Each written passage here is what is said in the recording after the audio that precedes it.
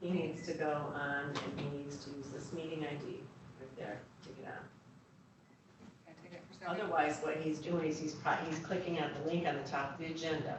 Okay. So this was the Zoom information, but yeah, you can make sure that he's doing that. You are now live. You're live?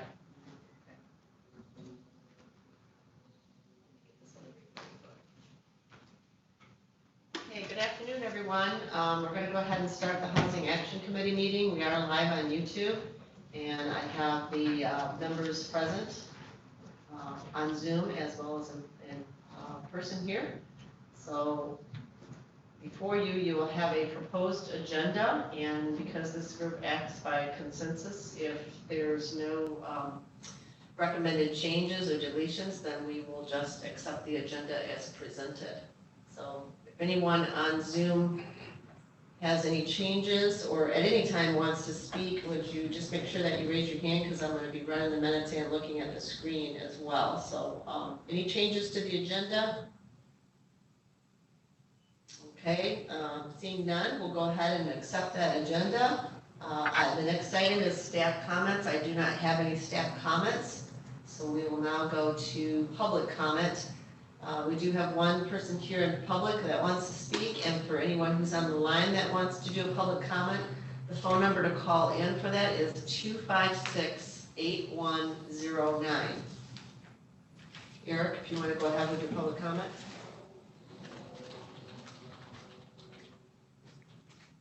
Is the microphone here? Yep. I'm gonna take my mask off to do it.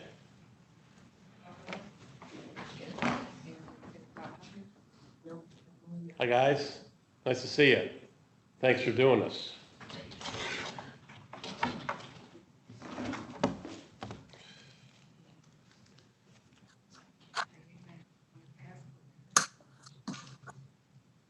The topic of my public comment is an affordable housing alternative possibility. A redeveloped Sugarloaf Resort could also be an affordable housing opportunity for both the summer and wintertime resort seasons. So what will it take? 1, Leelanau County via eminent domain brings back, i.e.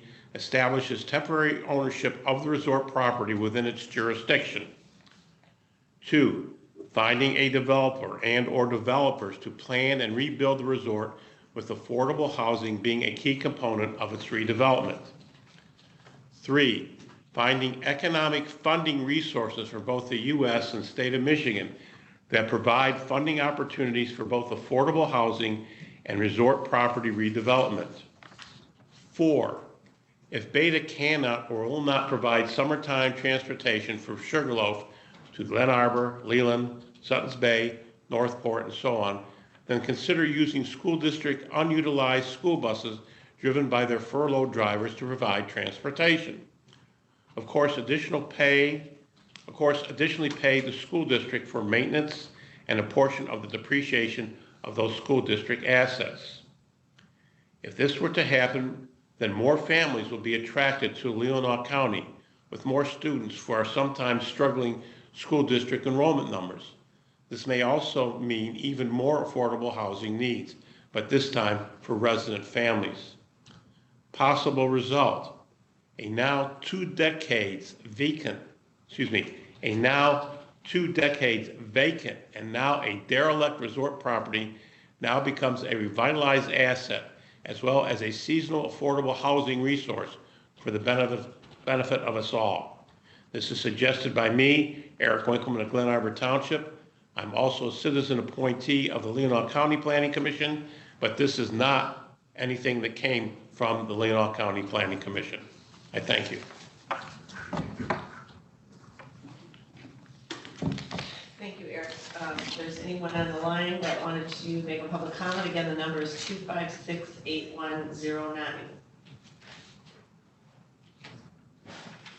Next on the agenda is the presentation followed by Q&A. We have Bill Whitler and Woody Smith on Zoom, and so I'm going to turn it over to them. I understand that they're going to be sharing their screen so that we can go through the PowerPoint. So for the time that they are speaking. You're going to see a different screen, and then we will come back to this when they are done. So go ahead, guys. Thank you. Bill, would you like to make some preliminary remarks about where all of this began? And Yeah, I'll just kind of tee it up. The Gateway Council is a reconstruction of the original Citizens Council for the Sleeping Bear Dunes area, formed when the legislation for the park was formed. For decades, it was really citizen voice, keeping the park, so to speak, in check. But in the last few years, it's been regenerated to work side by side with the park to ensure that basically we can preserve our natural resources and ensure adequate infrastructure so that the general quality of life for those that visit the Gateway community area and those that live here can maintain the kind of quality of life that we've all come to enjoy. So of the many topics that we could dive into, one of the first ones we chose was seasonal workforce housing. With that comes a touch of transportation, because we don't want to create more jobs and more traffic without trying to deal with that. So anyway, we felt that before we could go get any grant money, make any future progress, that we really need to have a quantified assessment of what that need would be. So we hired Woody's firm. Woody and these drafts worked together nicely. We had pretty substantial participation, satisfying, gratifying participation from the business community. We can speak to the quantity of that response. But anyway, we're glad to be here today to share what we learned and try to support the initiative of workforce housing, be it seasonal or year-round. So I'll turn it over to Woody, and we can get into the details and then take your questions. Thank you for the audience. thanks, everyone. It's nice to see you all. Bill, I'm going to invite you to add color commentary if you feel like making it at any point. Everyone else, if you have very quick clarifying questions, I'd be happy to do them while we're doing the presentation. Otherwise, I'll just go right through to the end, and then we'll have a time for Q&A at the end. So I think Bill kind of already laid this out, what we set out to do. But really the key questions were, what is the demand for seasonal workforce housing in Gateway communities? And we were looking at both Leelanau and Benzie counties. We wanted to know, who are the employers by business sector with the greatest workforce housing needs?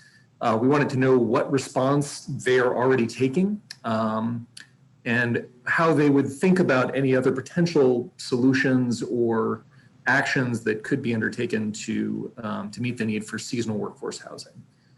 So we started by looking at the data from the Bureau of Labor Statistics. So this is 2019 data, and we compared March of that year to June, an average of June through August, really, looking at the numbers based on employment in terms of full-time equivalents, and saw that there are four main sectors that do most of the seasonal workforce housing in terms of a percentage. So that's food services and drinking places, retail trade, arts, entertainment, and recreation, and then accommodation.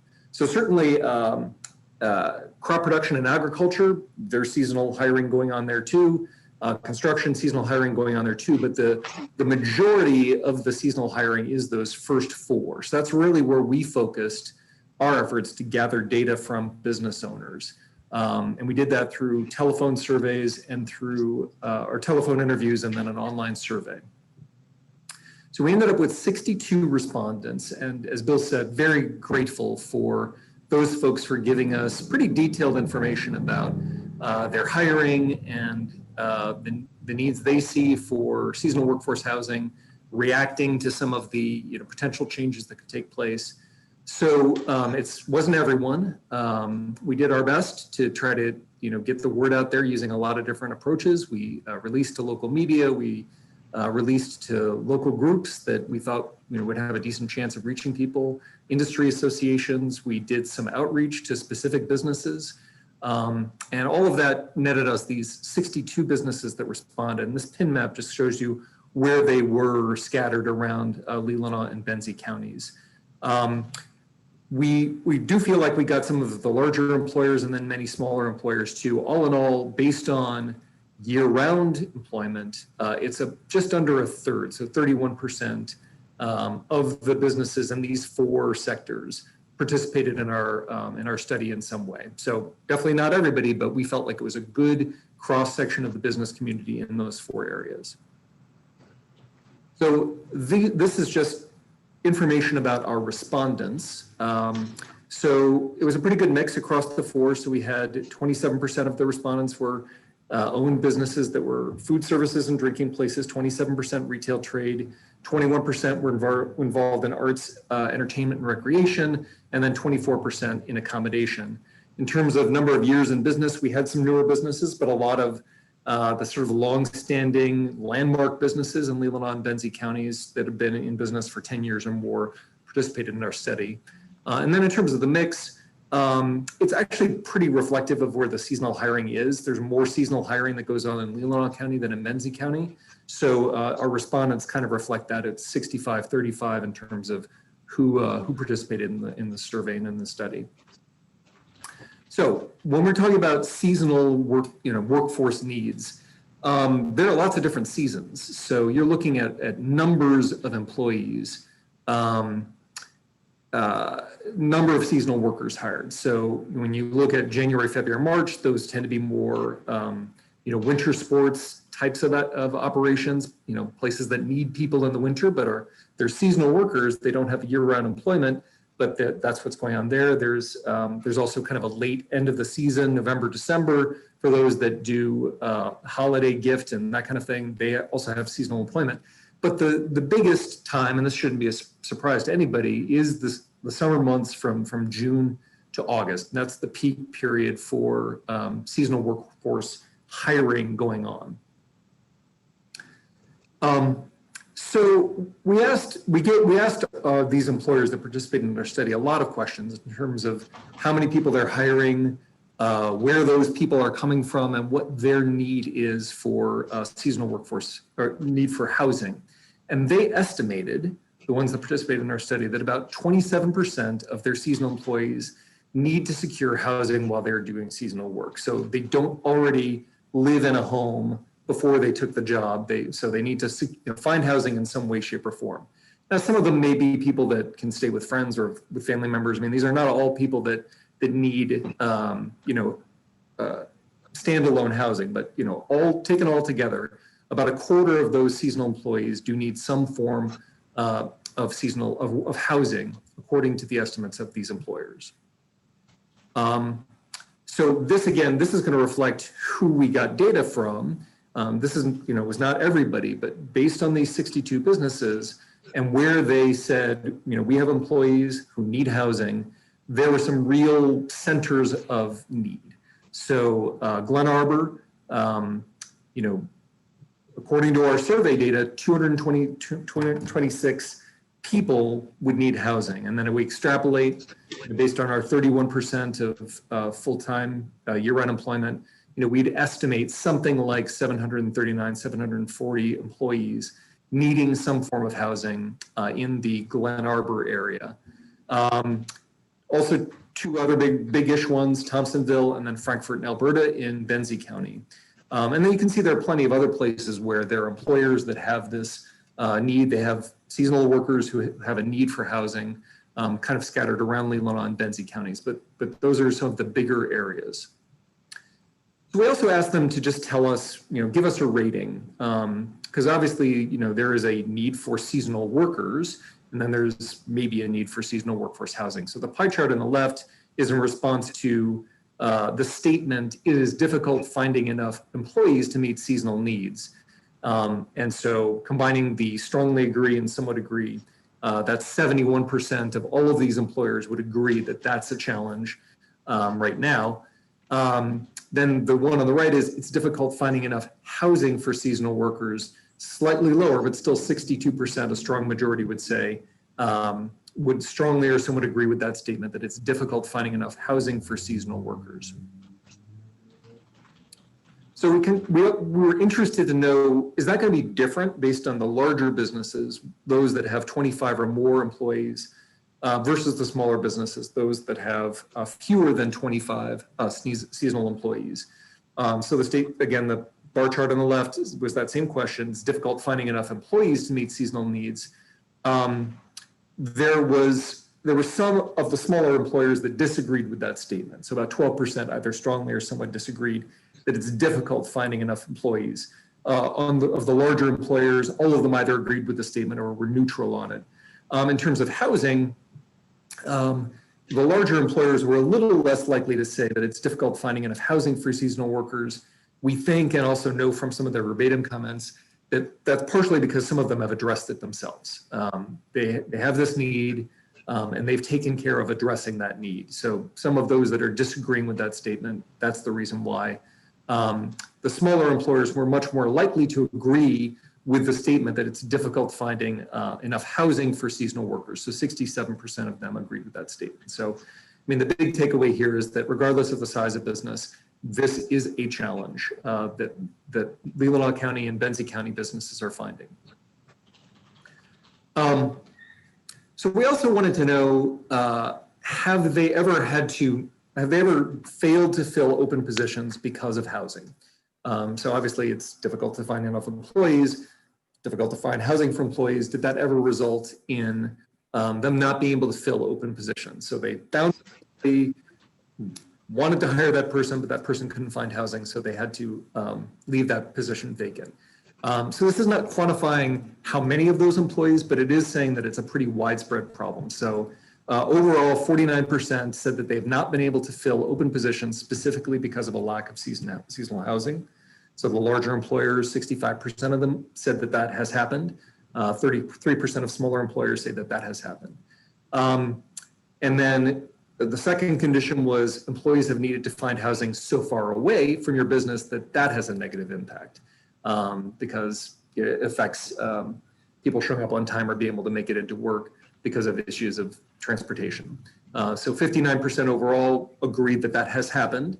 65% of the larger employers and 52% of the smaller employers, those with fewer than 25 employees. So these are just some, let's take a break from the numbers for a minute and just kind of hear what some of these employers are saying in response. So this was a question to just, we said, feel free to explain your answers to the previous questions. And so this is kind of an overall theme, the overall scarcity of options across many types of employees.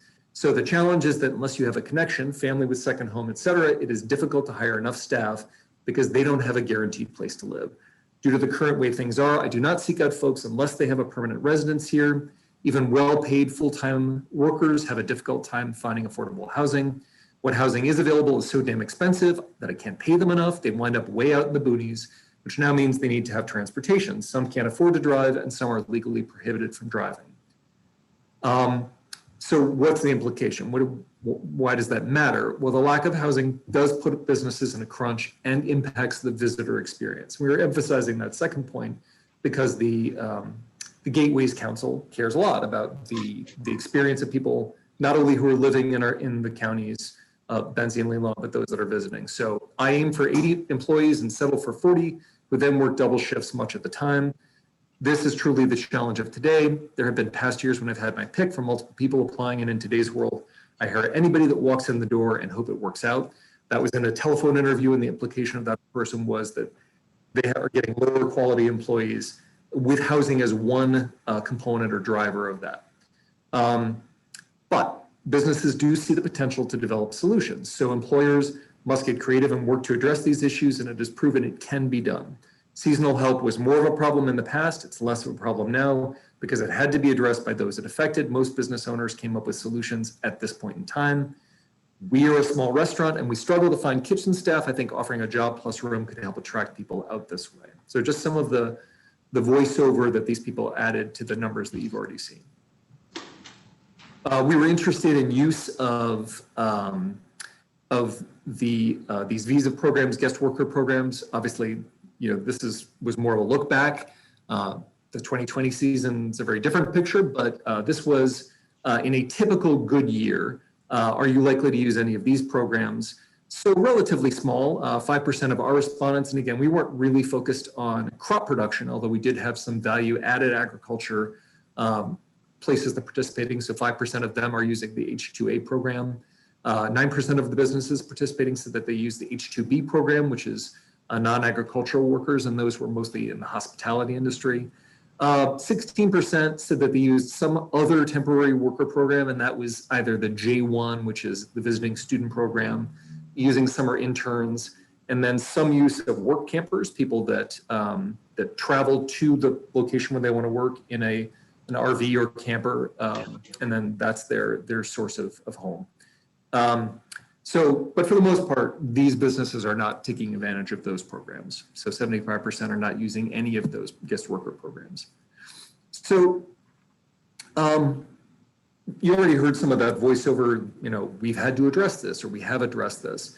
So we wanted to know, well, what percentage of these folks have done something, made an investment to address a need for seasonal workforce housing.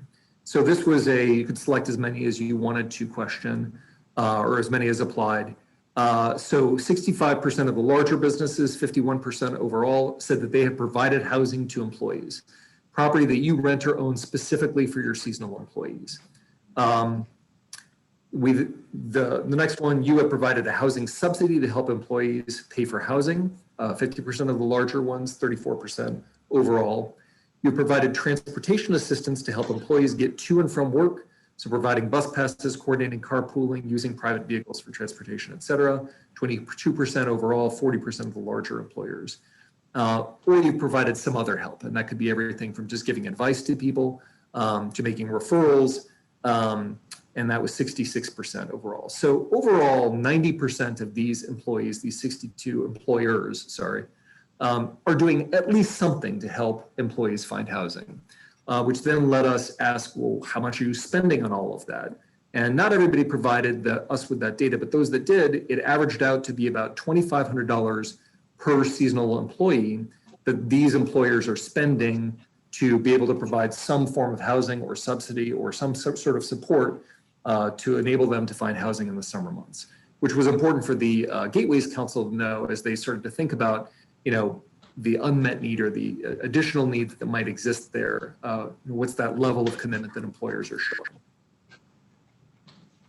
Oops, push the wrong button. Okay, right back to where we were. If I may ask, Woody? Sure. Okay, thank you. This is Melinda Lautner. When you said they provided that little bit of assistance, did that include transportation at all? Could have included anything. So it could include renting or renovating a house, providing a subsidy, providing transportation. It was kind of all of those things. Yeah. Okay, thank you. Thanks. Thank you, Commissioner. Okay, so now we proposed some, these are ideas. So Sleeping Bear Gateways Council brainstormed some ideas that were potentially doable. Again, some of these things are already being done by some employers, but to address a need for seasonal workforce housing. And so this was the response. Again, they could have selected as many as they like. So which of the following types of solutions do you think might work for your seasonal employees?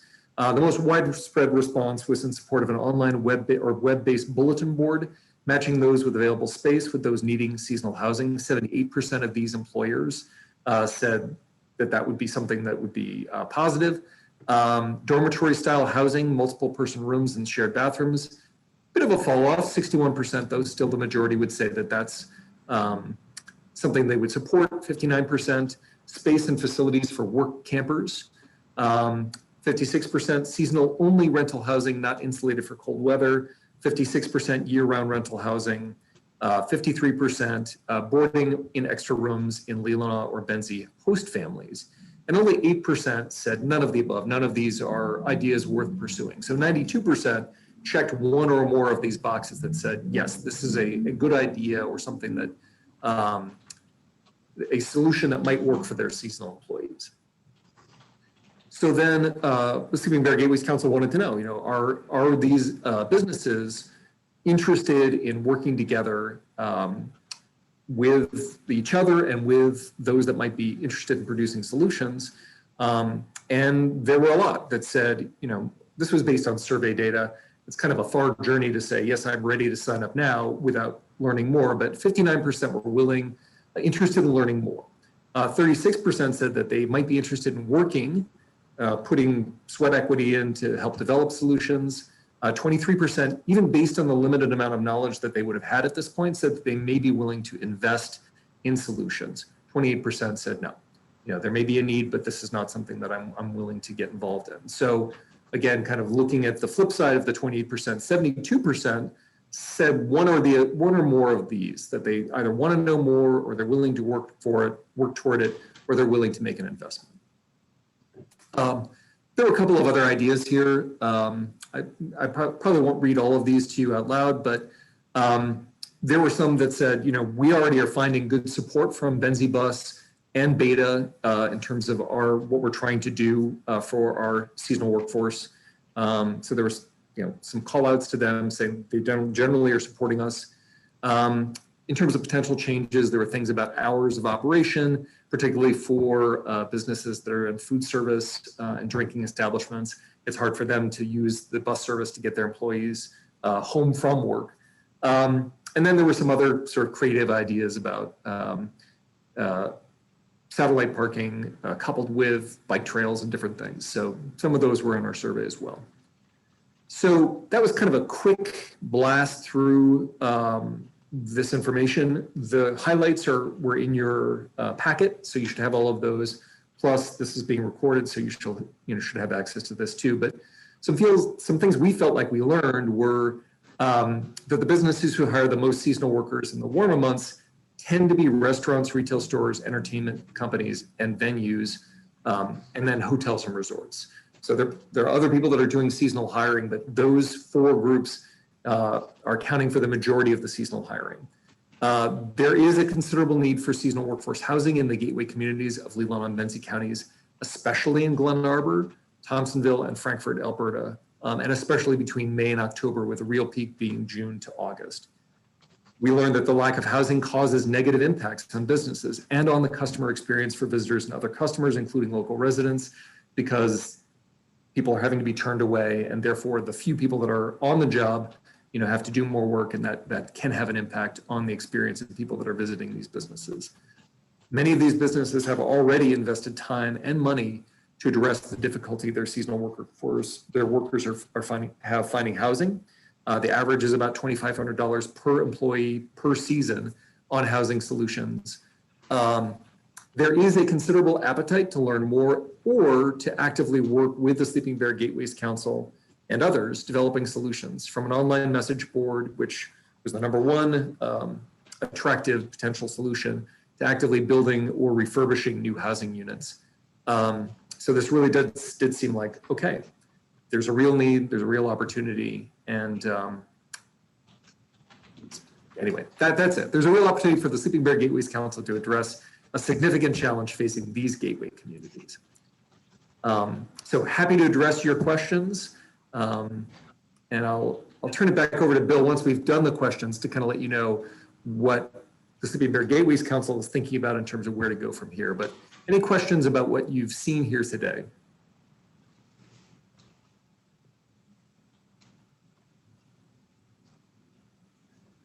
I guess maybe, if I may, do I have the floor?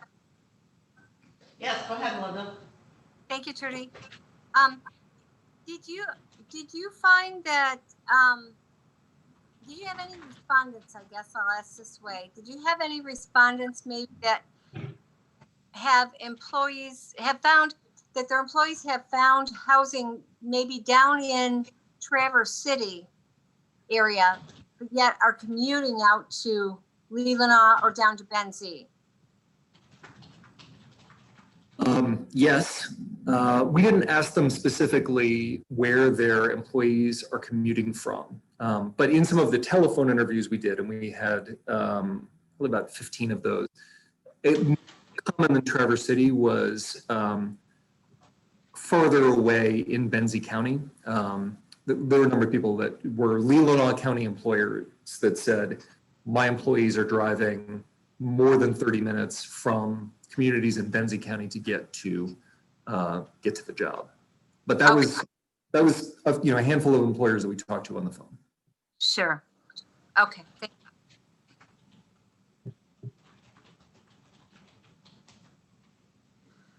Woody? Yes, Frank? On page 14, I'm kind of struck by the diagram. I'm just kind of curious. Glen Arbor has a larger proportion of the need for housing than Frankfort, yet Frankfort has much more retail space and other facilities. I'm just curious, is Frankfort taking care of this in a different way better than Glen Arbor, or is that just an anomaly? Yeah, there are a handful of employers in the Glen Arbor area. This is not necessarily the village proper, but the community immediately surrounding Glen Arbor that are doing a substantial amount of seasonal hiring. And so the homestead is a big driver, but there are a number of other businesses that are doing pretty significant hiring in Glen Arbor. Frankfort, yes, has a maybe slightly larger commercial district, but then the surrounding areas, we're not contributing as much to those numbers. So we did not hear that the Frankfort and Alberta businesses are doing more, although many of them are doing similar things to those businesses that are in Glen Arbor of the, getting rental housing, finding ways to meet that need. So yeah. Long answer, no. No, we did not hear that Frankfort has it all figured out. Okay, I guess I was looking at, Frankfort has a long tradition of having accessory dwelling units over the years, and I just wondered if perhaps those are already in play to help with the seasonal housing, but that's probably that could have been baked into the numbers a little bit, but I don't think that was a primary driver. Okay, thank you.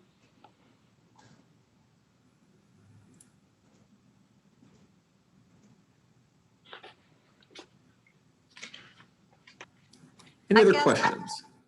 Yeah, I guess maybe this is Melinda again. I maybe have one more. Did anything come as a surprise to you? Because as I was reading through the packet, there was not a lot that surprised me. So do you have any takeaways from that? I think that there are things that not surprising, but maybe hadn't been measured before, which had to do with kind of the scope of where there might be challenges. I don't think anybody would be surprised to know that it's difficult hiring employees right now, where the housing is a challenge in particularly for seasonal workers. I think I was surprised, and I think members of the Sleeping Bear Gateways Council were surprised at not only the level of current activity that's going on to address the issue, but the level of interest in maybe doing more and coming together to find solutions. But what do you think, Bill? What surprised you as you went through this process? Not a huge surprise, I guess. In the macro sense, we knew that there were shortages because we have curtailed hours where citizen residents we can shop or dine out or so we knew there was a constraint. I guess how much it was, how well documented it was. I think the thing that stood out, we went into this survey not knowing what kind of responses we would get. Some members of our council felt that the larger employers might view this as a competitive advantage, might not be collaborating and cooperating as they are capable through money and leadership of solving their own problems. So one thing we came away with was very pleased that despite some of these people using their own capabilities to solve their own particular needs, they were willing to work in a collaborative manner to find solutions regionally. So that was a very rewarding feedback that we received, I think. Surprising and rewarding. I have one more thing to add, and it crossed my mind as you were going through the presentation, and that is, I wonder how effective a broker would be. And the reason I say that is a couple of years ago, someone I actually got contacted. A friend of a friend needed a place to stay. They actually had found employment in Elk Rapids, but couldn't find housing. And they were putting out a plea for anyone in the area. And I had never been asked to rent out a bedroom. And I've got 4 spare bedrooms. And I said, sure, if I can, meet with them, they like us, we like them, if it works out. And we ended up doing that and set up an arrangement. And in the meantime, he ended up finding someplace closer to work. So it with us, but I had never been asked. I was open to the idea. We set up an arrangement. So I wonder about the idea of a broker who could maybe look for places such as mine and people to me that would perhaps be open, who have the larger homes. Maybe they've lost a spouse and would be open to a little bit of companionship during the summer months, especially. And they could do the background checks, etc. Have some kind of a system to back check people and give them that reassurance and a guarantee perhaps by the employer. I'm just throwing it out there. If we're going to think outside the box, I think that could be. The other part I wanted to mention is that I drive past a lot of them, but a lot of our agricultural farms have older housing units that are just sitting there not doing anything. So have they been approached to say, hey, if there's a way to get those back up and running, would they be open to, especially the dormitory style housing for some of the younger workers? I'll take the first shot. They're very good questions. The first one about brokering, that's why we what happened to the Park Service this year, this is kind of a long answer, I'm sorry, but the Park Service needed, help me out, Woody, they needed 62, they could provide housing for 62 seasonal workers. And when COVID came out, they had to cut that back to 18 because every worker needed their own bath and kitchen. So they put a whole bunch, they put 40 plus people back in competing in the private sector, so to speak. But what they did in trying to help that is they solicited a bulletin board in a sense and asked people who had spare housing to contact them. And then they would then try to match make with their employees. Now, the benefit there is you knew it was a full season of employment. You knew that the employee had been screened by the Park Service to your idea of background check. And so we decided that we should try to build a housing exchange. And we paid the council, Gateway Council paid a consultant to build a very crude system. So we're going to try to recruit. The goal would be to make that functional by 2021. And we need to promote and establish the landlord side, the opportunity side of that, because we think the employers are going to sign up because they know it can help. So we have adopted your kind of brokerage concept without the background check. We've asked the park to contact, let us, if they'd be willing to let us contact those people that added opportunity to their employees. So we're going to follow up with them. So there's some work to be done in building out that brokerage concept. Could be the extra room in the house, the spare room. So we think that'll have favorable impact. On the other one that we're going to try to do is look at workforce campers. That's been very successful in many parts of the country. It could be all private. One thing Gateway Council doesn't want to do is we don't want to be an owner, an operator, a property manager, a leasing tenant, a landlord. We just want to try to bring people together, match make resources. And so I'm trying to schedule a meeting with Bucky Noonan because Empire Campground does function fully occupied, but they have lots of extra ground and they may just need infrastructure to be able to expand that. And so there could be an opportunity for a private investor to make some kind of deal to lease that extra land with the Empire Township and bring extra workforce campsites to bear. So those are some of the opportunities we're pursuing. But it's a good point. Brokerage is an excellent concept. Thank you. If I could just add, Bill brought up a good point. When we were originally looking at some housing issues, we had a local person who said he had a friend in Colorado that had a development for seasonal housing that's based on establishing yurts. And they would put these yurts up seasonally and then take them down, but they would have I guess a bathhouse and restrooms and all that kind of communal. And they said they would like to do that in the Leelanau County area, but they couldn't find an area that was zoned for that. And I think, perhaps that fits right in with what Bill was talking about. That's already zoned. If we could hook up and utilize that idea, that would, I think, would help bring that to fruition. So I don't know what, if you've been looking at other models, Woody, from other parts of Colorado has the same problem. My point is Colorado has the same problem we have, and they've solved it in different ways with these yurts. And so maybe you could look at some of those models.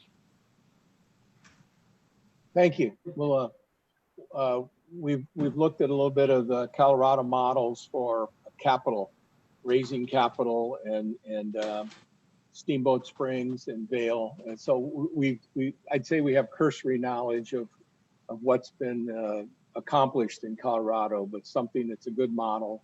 And we certainly don't mind plagiarizing what's worked elsewhere. Good. Hey, I've got a comment, not a question, but I think your finding about the $2,500 per average, on helping your employee through this is somewhat eye-opening. And I think it's time to start planning on drilling down on that information.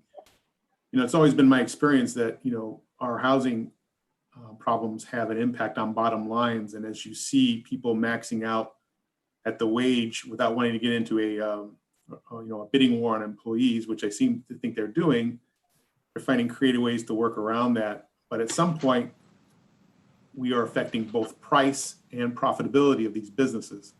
And I think, if there's going to be a phase 2 of trying to prove this as a problem, we're going to go beyond just the lack of units, but look at what this really means for these businesses and what would it mean for startup businesses, especially if you have to have this kind of threshold to get on the platform to play and compete for good employees. The one comment where the owner said, "I take anyone who walks in my door," is fairly significant.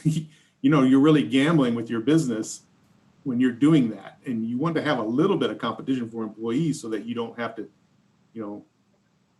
take just anyone walking in who may or may not show up for shifts. And they usually don't show up on Friday nights or Saturdays when the counties are the busiest. But I would advocate for another study at some point that's going to focus just on that line item in your report so that you can help make this case that this is having a real business impact.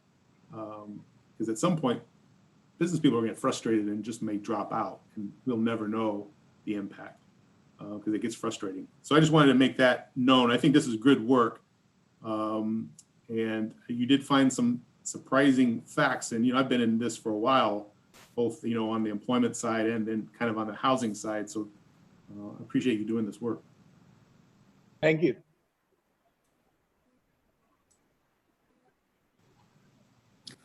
We might be at full time. Bill, were there things you wanted to share about where it all heads from here? Couple points. We need to populate the both sides, the supply and demand side of the housing exchange.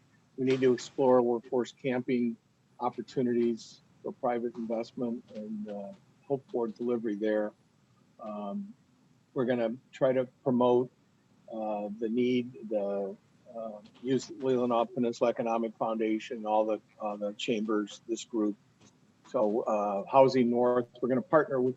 We found that, as you all find, that volunteerism gets you a certain distance down the road, but it's nothing like having staff. And I think we found that when we turned to Woody and Elise, that it's nothing like having people, paid staff working on it.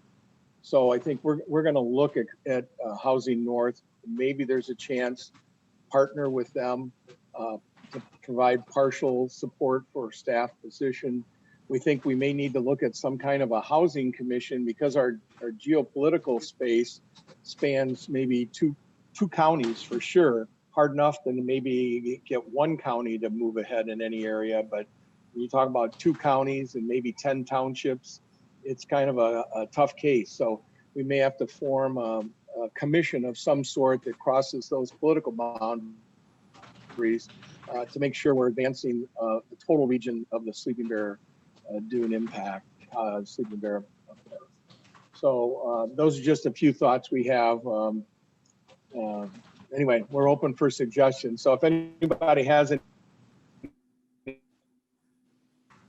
ideas or anything comes to mind, I should put up my email address is there. I did want to ask you, I just want to share, it's our website, which is pretty crude, because we haven't spent a lot of money. Our biggest investment was in this exercise here, but it's SB, as in Sleeping Bear, SB Gateways, GATEWAYS, plural.org, sbgateways.org, and that's where people can reach the housing exchange. So that's something we're going to be promoting, is that website and to use that exchange. So any constructive ideas like you've provided today, and please contact me at WRWhitler, WRWITLER at hotmail.com, WRWhitler at hotmail.com. So please contact me, and look forward to hearing from you and working with you as we move forward. I see Sharon joined. Sharon is on our housing task force and also a key member of your group. So glad to have her helping us. The site looks great, Bill. I know what you're talking about.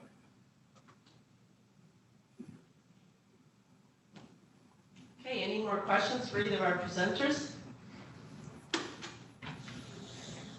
If not, I want to thank you both very much for your presentation. Some very good information here, and look forward to seeing what you're going to work on next. Thank you for the invitation, Trudy. Sure, you are welcome to continue with the meeting. If you have something else to do and need to sign off, that's fine as well.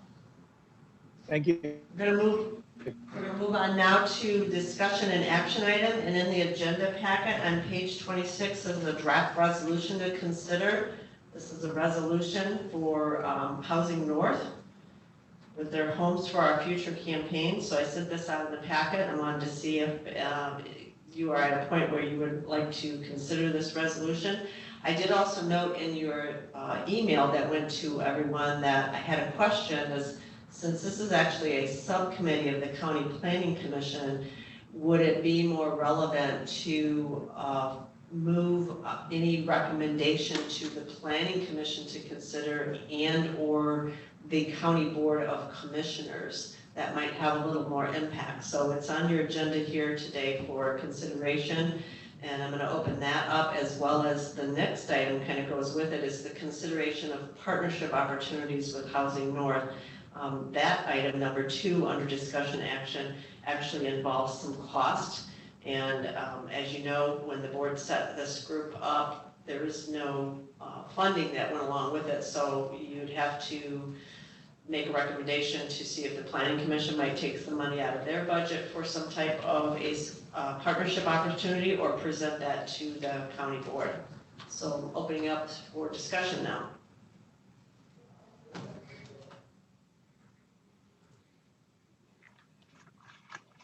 Rudy? Yes, go ahead, Ty. I think you asked 2 questions, and I have my opinion on both. One, it seems to me that it would be more effective for us to make a recommendation to the Planning Commission and have them sign off on the resolution. That would be my preference on that. Second one, I think Housing North has a big role to play in our future and where we go, and I would like to consider ways to support them in some financial way. I also agree that this should go to the planning commission and just at least get their blessing on it. And we could possibly check and see if it's necessary to go to the full board by any sort of policy. If we have to do that, that's okay too. We don't have to. I think it would be better if we did not. If we wanted to do any funding at all, I think we would have to look into that also and see if that's a possibility, or if it could come right out of planning, might be the best way to go. But were you just thinking of like one of the levels? I don't have the packet in front of me now because I just came back on live, but just like pick one of the partnerships. Is that what you had in mind, Trudy? It's a possibility. Yes, that's what this group had discussed in the past, is some type of partnership opportunity where, you know, it's not a donation to them, but for a cost, say a membership cost or whatever they're calling it, there are things that we get back for our funds as well. For instance, participation in the Housing North annual conference, or other presentations or registrations and so forth. So there's different levels here, starting at $500, and then they go up. And that's something that this group can consider. Yeah, I think we should look at that too. Yeah, maybe everybody suggests what level they would like, or what they mind maybe, and go forward.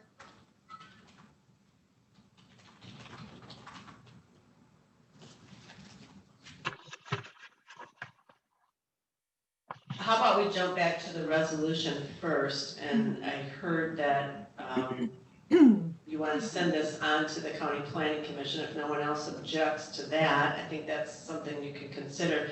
Are there any proposed changes that you want to see on this document before you would send it to the Planning Commission? Trudy, it's Kathy. Yeah, Kathy, go ahead. Kathy, go ahead. Do we want to refer to which market analysis pointed to potential demand for 668 units? It just kind of We're having a tough time hearing you there, Kathy, when you turned away. Sorry, I was just trying to read from the resolution. Do we want to refer to which market analysis points to 668 units in demand? Do we want to be specific, or are we fine not being specific? So you're saying refer to the one from 2019? Right, whichever one we're talking about, because I don't even remember which one it was. Okay, yeah, I believe well, I can look the data if I can put that in. I think it was the very last part of 2019 this came out. And I didn't try to separate out what the different units were, just stating that through 2025, it's saying that there's a demand for 668 units. Some of them are rentals, some of them are new builds. Mm-hmm. Mm-hmm. So I suggest we say April 2019, or whenever it actually was, the month and the date, a certain date market analysis points to these many units, if that's okay with people. Agree.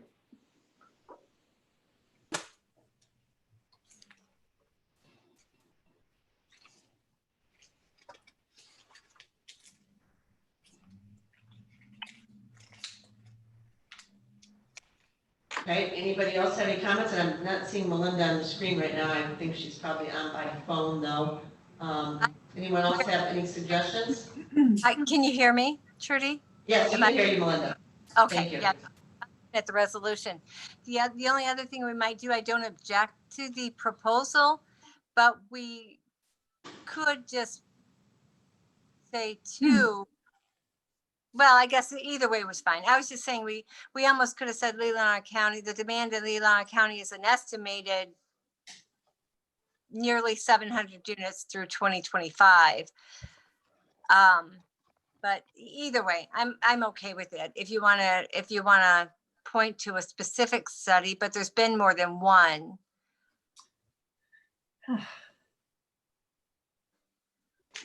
Okay, Lois?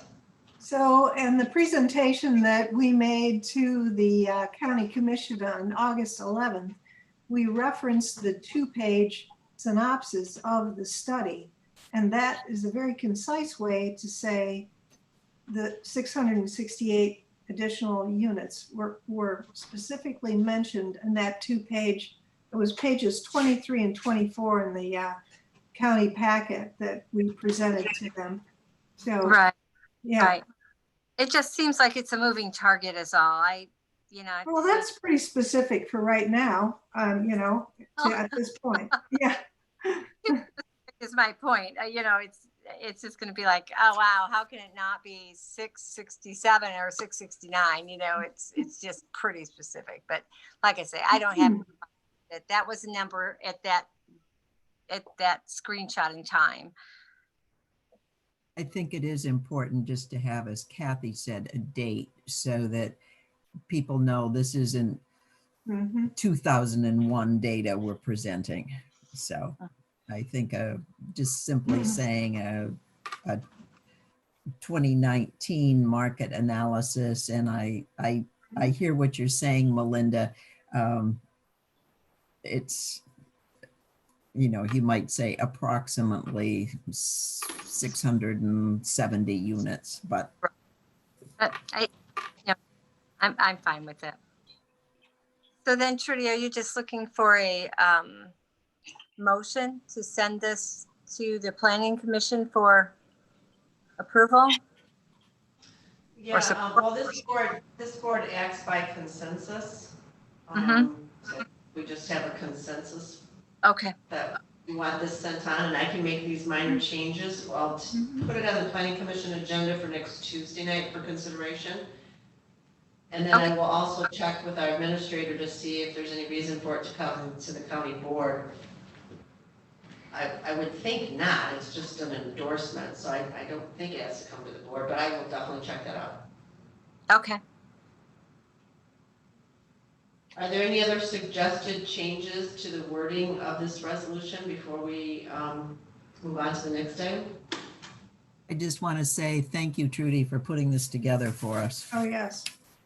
Sure, well, and I should say that I didn't author this, so Yarrow Brown sent me on sample to use, and I did tweak it a little bit, but I'm not the author of it. Thank you. And Kathy, you have your hand up? Yeah, Trudy, I just wondered if we suggest this endorsement, if then our point is for the commission to decide which of the membership levels that they want us to be part of, or they want to be part of. Is that why we're doing this? Or should we suggest one of the levels? That's the next item on the agenda. We have it listed separately. Are you saying you want to put the partnership opportunity, a suggestion of that into the resolution? Well, who's paying for the partnership? Well, it would have to come from county funds, whether it's through the county planning commission or through the board. It's all county funds, taxpayer funds. Okay. So to me, they're kind of related. And if we have a preference for the funding that goes there, if we were to recommend which level, I don't know if that would matter or not. I would not tie it to the resolution personally. Okay. Question withdrawn.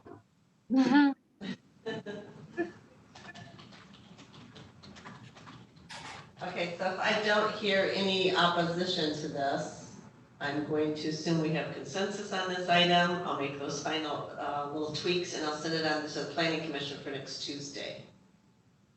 Okay? Yep. All right, so the next item then is the consideration of the partnership opportunities. Starts on page 27 of your packet. Kind of outlines what is available and the different levels. And this is Sharon. Before we start the discussion, as a new board member of Housing North, I think it's appropriate that I recuse myself from this conversation because I feel like there would be a conflict. Okay, Um, go ahead, Ty. Oh, Yes, I looked through the different levels and it would be nice to be able to support it at a larger level. But I think for our first year, we want to at least support at the 500 level and be involved as a supporter and partner for Housing North. So unless somebody feels strongly, I would recommend that we go forward with a $500 partnership amount. yeah, I don't disagree with that. you don't disagree, Linda? I do not, correct. I do not Okay. disagree. I think that's a Thank good. you. I just wanted to make sure we heard it right. Thank you. Lois? So I would remind anyone listening that we have a credible work product. We've presented our work product to the County Planning Commission and were unanimously congratulated for our work and applauded even. And then we presented it to the County Commission. So all of this came about with a little staff time, not to belittle Trudy's input, but all of us volunteered and donate our time on the Housing Action Committee. So moving forward with Housing North, I think it's time to say we should make a bigger investment. And I see the potential for using their services. So I would promote asking for the county to support them at the $5,000 level. And that'd probably be a big shock, but I've been a fundraiser long enough to know that if you don't ask, you don't get.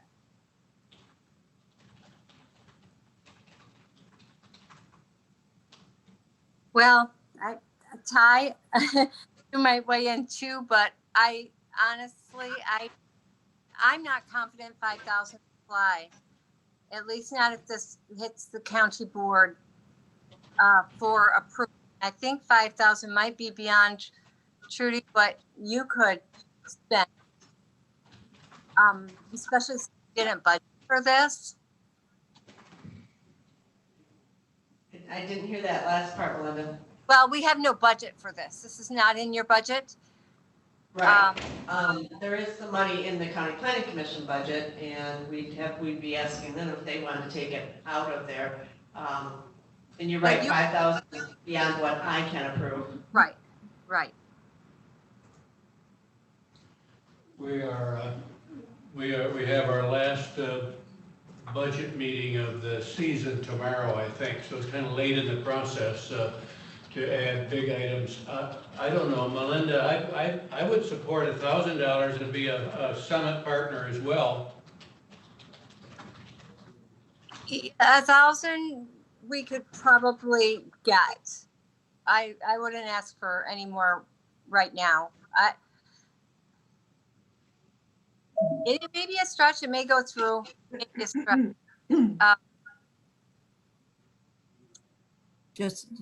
I will just add a fact that to the point about perhaps the $1,000 this year, just because of the way life is, it's $70 to register for the Housing Summit. So that's, if we are at that level, I'm assuming that would give county staff access without the spending of extra funds. I may sit corrected on that fact. I'll just leave it, but just wanted to put that fact out there.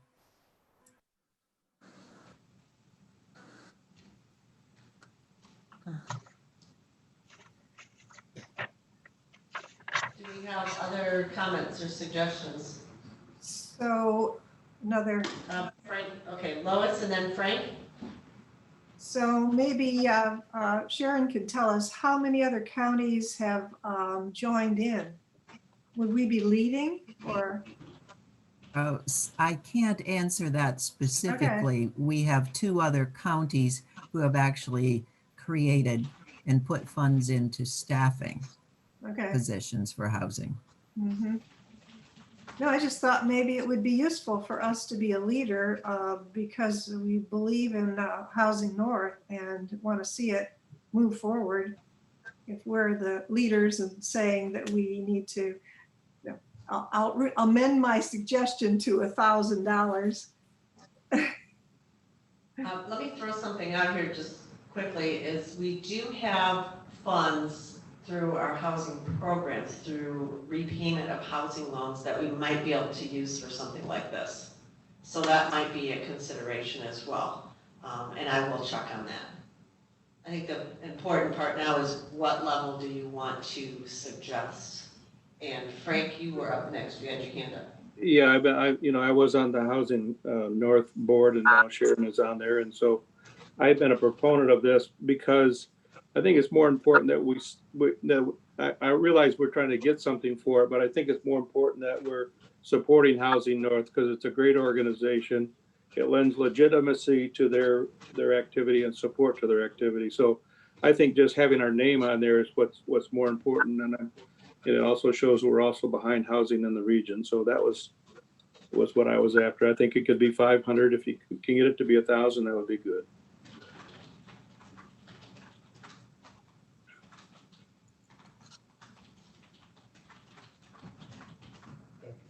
Rick? I think the $500 level is, well, that's the lowest entry level that they have.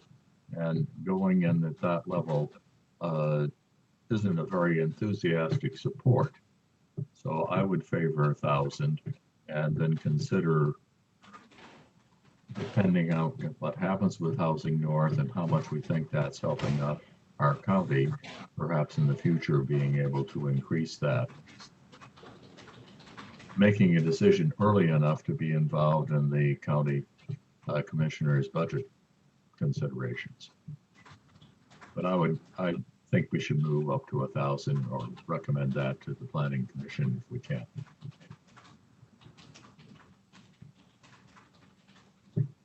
Any other comments?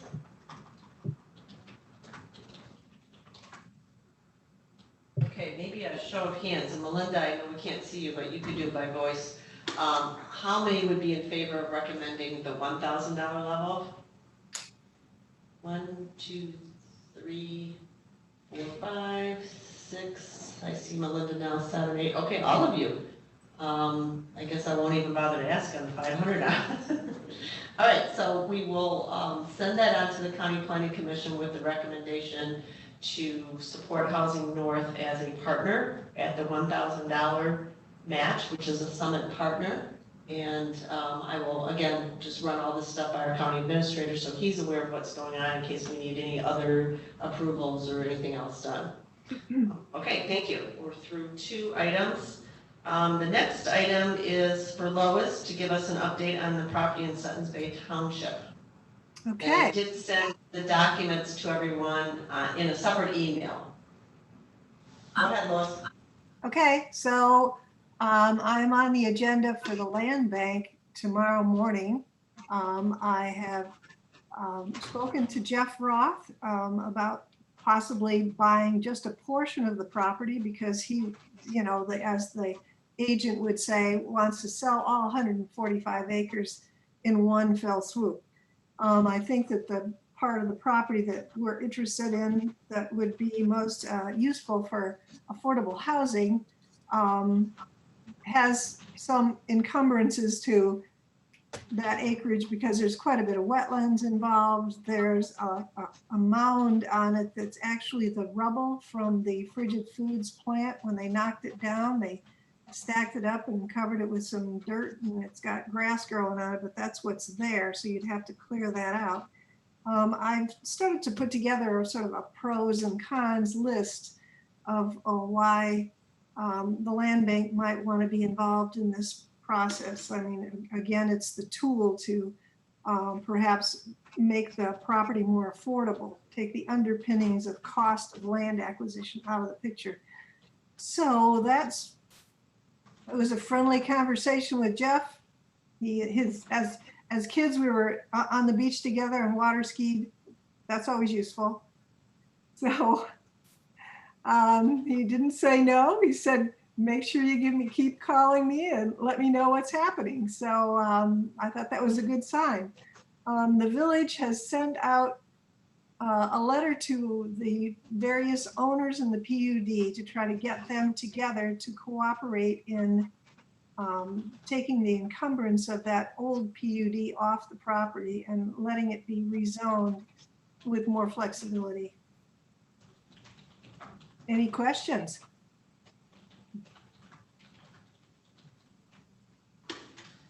Lois, how much is how many acres are in the section that you were looking at? It's about 80 acres by my calculation. I was just using the mapping that's available on the county website, so I don't see that it was described separately anywhere other than there's a property ID number on it. So how big is this piece and how much would Land Bank pay? It's about 80 acres. Now, what was your other question?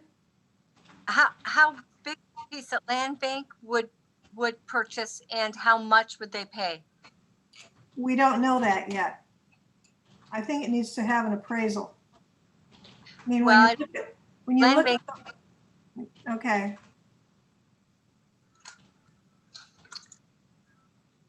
I mean, there's a price on the whole 145 acres.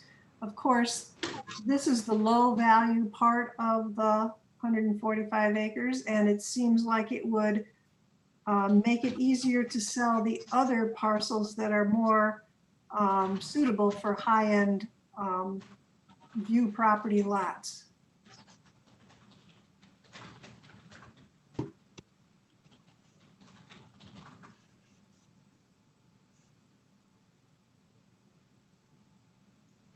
Another question? Yeah. Any other questions for Lois on this or comments?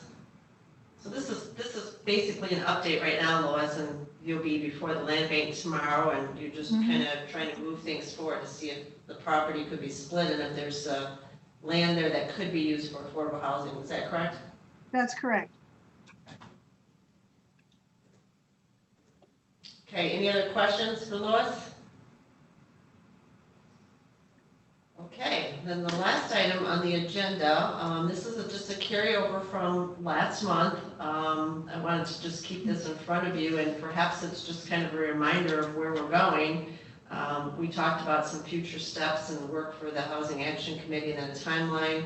Obviously, you're moving forward today with some recommendations on trying to support Housing North and also get a partnership with them. But I wanted to see if there's other things that you might want to work on. We had a great presentation from Sleeping Bear Gateway Council today. So this is kind of a brainstorming part right now and some continued discussion from the members.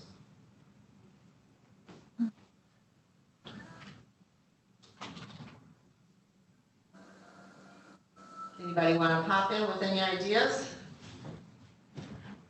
Well, I would, I had mentioned at our last meeting that maybe we're to the point where every other month would be a better meeting schedule.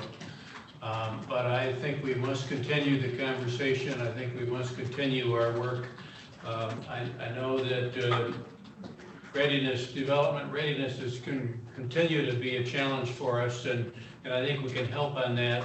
And we can also attend the summit, and we can work with the Housing North and see where we are in another 6 months or so. But I don't want to give up on it.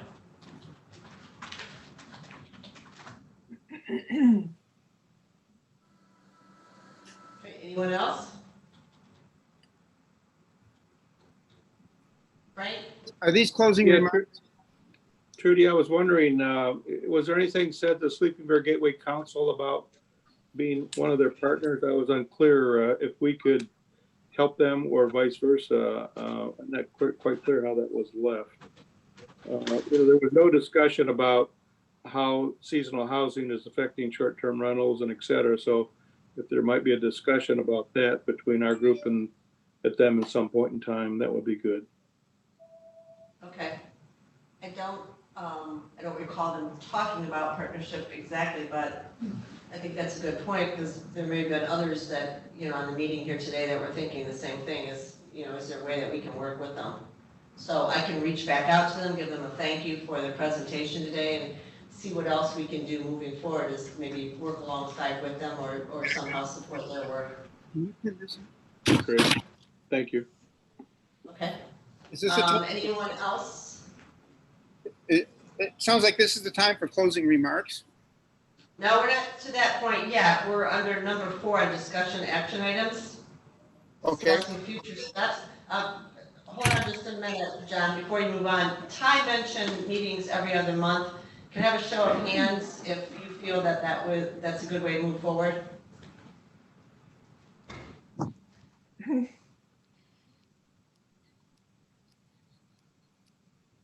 Okay, I'm seeing 3, 4 hands up. Yeah. 5, okay. So given that, do you want to hold off on the meeting in October and meet in November? Can I see a show of hands if that's a yes? Just a quick comment. This is Sharon. Since Yeah, okay. October is the summit, the housing summit, and quite often we have not met the month the housing summit takes place. So I just offer that. I agree, Sharon, and I think that as many of us as possible ought to try to take advantage of that summit and keep ourselves informed. I plan to attend. Sure, listen, I was planning on attending virtually. It's all virtual. Yeah, I think Okay. it's all virtual. That's what I thought. Okay. $70 charge. I think the deadline for that price is next week. I don't have it in front of me, but I want to say it's like the deadline is 17th or 18th of September to get in at that price. Does anyone know why the price is so steep, given that it'll be virtual and there's no renting of the Haggerty Center or meals or anything? John, I don't know the details, but there's been a fair amount of expense in having technical support and equipment so that it can be well delivered.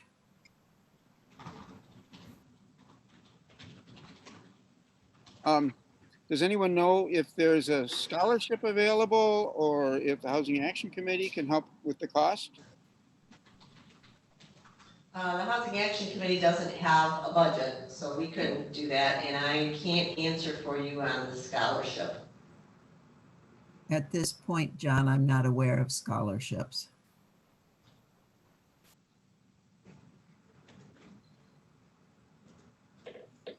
If I can go back to the last discussion on meetings, I think this goes back to sort of my favorite theme. I think we are going to be hit with a real avalanche of foreclosures, and really no one is paying attention to this.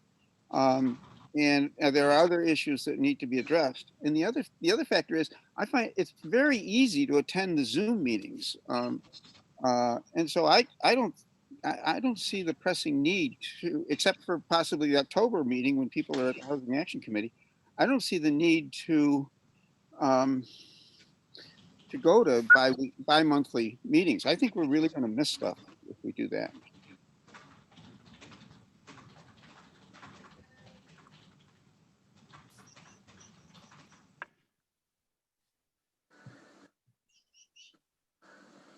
Okay, we've heard John's comment on it. I did see by a show of hands earlier that we had the majority of you wanting to go to every other month. So let's go ahead and not do an October meeting because of the housing summit anyway.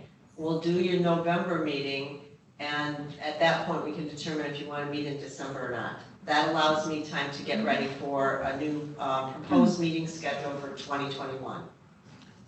The other possibility would be to have working groups meeting every other month in lieu of the Housing Action Committee meeting. Well, if you're meeting as a committee, we still have to follow Open Meetings Act, and so that creates more work for staff. then from my standpoint, I would not want to do that. Judy, I would suggest for our November meeting, those of us that go to the Housing Summit, we could use our November meeting as a sharing time and see if we can share what we've heard at the summit and share materials and as much as possible. And Sharon, you're going to the summit, I think, and any others, any of us that go could have some time on that agenda? Sure.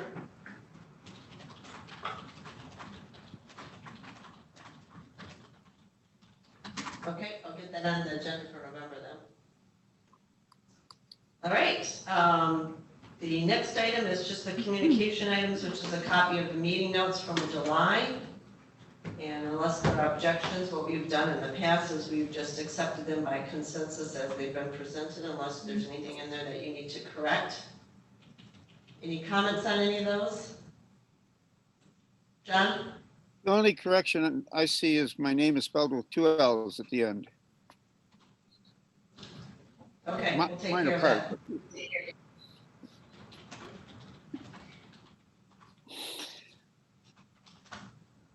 Okay, public comments at this time. If there's any public comments, the phone number is 256-8109. 256-8109.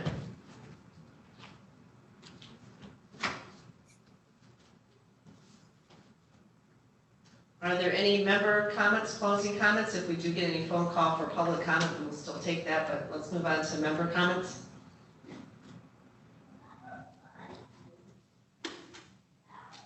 Seeing no member comments. John, you have a comment? You're on mute. There we go. I mentioned it in passing, but again, I just saw information on a banking website that forecasts that Michigan is going to see an almost a 300% increase in foreclosures. That was a 288% increase in foreclosures. It's one of the top 3 in the country, according to that projection. And I just think it's unrealistic to make our plans as though this were 2009 and the economy was just humming along. You know, we don't see the drop in real estate values that we saw before, but I think our plans do not take into consideration the economic downturn. I mean, this is virtually a depression that we're in. Our plans don't take that into consideration, and we're not doing anything to address the large increase that I expect from this economic recession or depression, whatever you want to call it. You know, we don't know how long it'll last, but there are many foreclosures and evictions that are in the works. And I just heard a report on Morning Edition this morning that many people, this was a report from Texas, but I think Houston, these are people who were being evicted by their landlords. Out of 100 evictions that were in process, only one family understood that they had the right, according to the CDC's new program, they had the right to ask for a forestalling of their eviction based on the probability that they would be evicted and have no place to go. At least getting out the information that's out there is something that we really need to do.